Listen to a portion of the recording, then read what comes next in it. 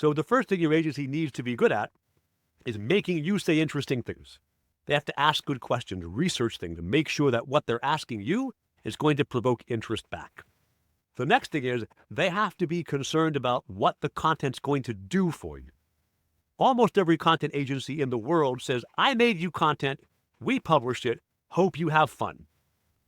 And then if you say, I would like to make money with my content, they go, dude, that's not my job.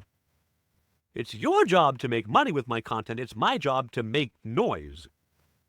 As a content agency, Crowd Tamers make sure after the first month that we're looking at how do we drive conversions with your content marketing.